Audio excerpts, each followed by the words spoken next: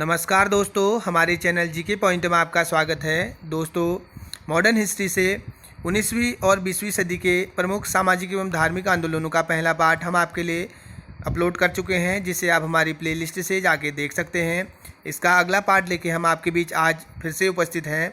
दोस्तों, अभी भी अगर आपने हमारे चैनल को सब्सक्राइब नहीं किया है तो जल्दी से like, share, subscribe and comment कर दीजिए, ताकि आप तक इन महत्वपूर्ण क्वेश्चनों की सीरीज पहुंचती रहे। तो दोस्तों, क्वेश्चन नंबर 51 से स्टार्ट करते हैं। शारदा मणि कौन थी? रामकृष्ण परमहंस की पत्नी शारदा मणि थी। दयानंद सरस्वती द्वारा स्थापित है। आर्य समाज दयानंद सरस्वती द्वारा स्थापित है। 19वीं सदी के उत्तरार्ध में नव हिंदूवाद के सर्वश्रेष्ठ प्रतिनिधि थे। स्वामी विवेकानंद 19वीं सदी में नव हिंदूवाद के सर्वश्रेष्ठ प्रतिनिधि थे।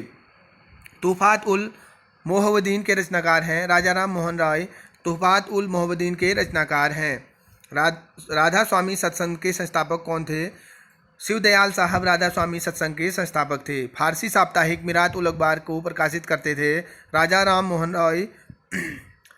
फारसी साप्ताहिक मिरात उल अखबार को प्रकाशित करते थे। निम्नलिखित में से कौन फराइजी विद्रोह के नेता थे? दादू मियाँ फराइजी विद्रोह के नेता थे। वेदों की ओर लौटो का नारा किसने दिया?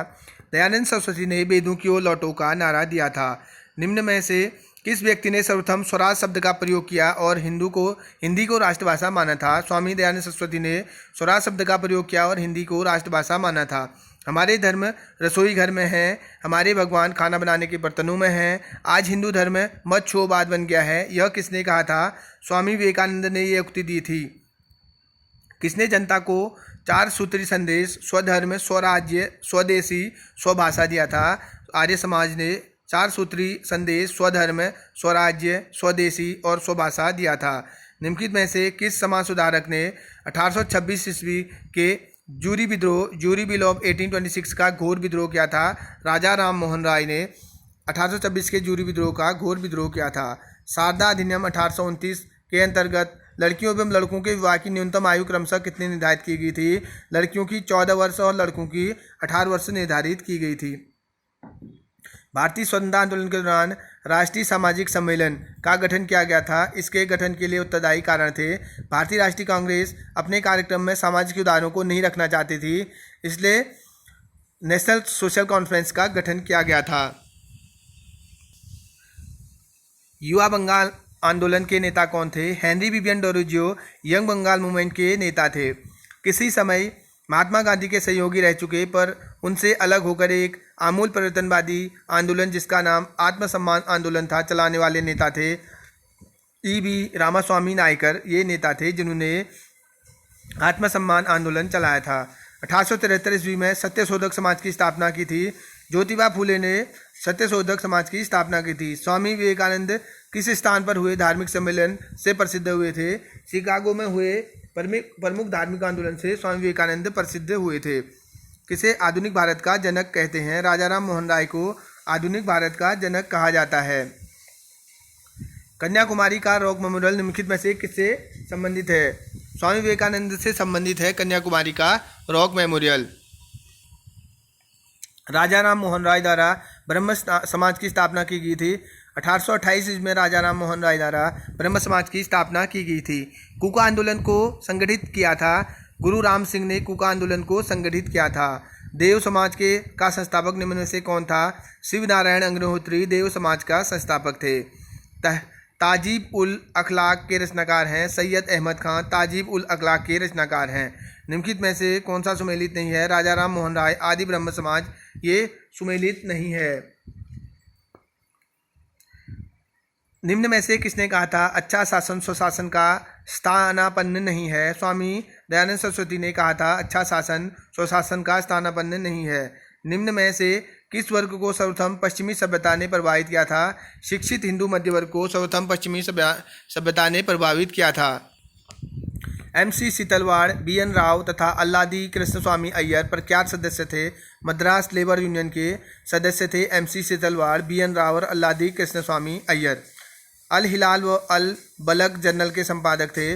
अबुल कलाम आज़ाद अल हिलाल व अल बलग जर्नल के संपादक थे। किसे भारत का प्रथम आधुनिक व्यक्ति माना जाता है? राजा राम मोहन राय को भारत का प्रथम आधुनिक व्यक्ति माना जाता है।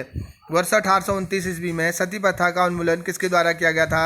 लॉर्ड विलियम बेंटिंक ने 1829 में सती प्रथा का उन्मूलन किया था।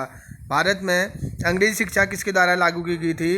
विलियम बेंटिंक के द्वारा भारत में अंग्रेजी शिक्षा लागू की गई थी। महाराष्ट्र का सुकरात किसे कहा जाता है? महादेव गोविंद रानडे को महाराष्ट्र का सुकरात कहा जाता है। स्वामी विवेकानंद दयानंद सरस्वती का मूल नाम था? दयानंद सरस्वती का मूल नाम मूल शंकर था। राजा राम मोहन रॉय के इंग्लैंड जाने के पश्चात किसे ब्रह्म समाज की बागडोर संभाली थी? रामचंद्र विद्यावागीश ने ब्रह्म समाज की बागडोर संभाली थी। स्वामी विवेकानंद ने रामकृष्ण मिशन की स्थापना किस वर्ष की थी? 1896 ईस्वी में विवेकानंद ने रामकृष्ण मिशन की स्थापना की थी। महाराष्ट्र के किस सुधारक को लोक हितवादी के नाम से जाना जाता है? गोपाल हरि देशमुख को लोक हितवादी के नाम से जाना जाता है। प्रार्थना समाज के संस्थापक कौन थे? आत्माराम पांडुरंग प्रार्थना समाज के संस्थापक थे। 20वीं सदी के आरंभिक दशक में आरंभ होने वाला आंदोलन था?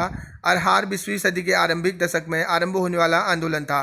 एनी बेसेंट भारतीय राष्ट्रीय कांग्रेस की अध्यक्षा कब बनी? 1917 ईस्वी में एनी बेसेंट भारतीय राष्ट्रीय कांग्रेस की अध्यक्षा बनी थी। शिकागो विश्व धर्म पार्लियामेंट जिसमें विवेकानंद ने भाग लिया था का आयोजन हुआ था? सितंबर 1893 ईस्वी में शिकागो धर्म सम्मेलन का आयोजन हुआ था। भारतीय पुनर्जागरण आंदोलन का पिता कौन थे? राजा राम मोहन राय भारतीय पुनर्जागरण आंदोलन के पिता थे। 19वीं सदी की महानतम पारसी समाज सुधारक थे? बहराम जी एम मालावारी को 19वीं सदी का महानतम पारसी समाज सुधारक कहा जाता है। तो दोस्तों इसी के साथ 19वीं और 20वीं सदी के प्रमुख सामाजिक एवं धार्मिक आंदोलनों का ये टॉपिक यहीं पर फिनिश होता है। तो दोस्तों अगला टॉपिक लेके हम आपके बीच जल्दी ही हाजिर होंगे। तो दोस्तों जल्दी ही हमारे चैनल को सब्सक्राइब कर लीजिए ताकि आप तक ऐसे ही महत्वपूर्ण क्वेश्चनों की श्रृंखला पहुंचती रहे। अगला टॉपिक लेके आपके बीच जल्द ही हाजिर होते हैं दोस्तों। धन्यवाद।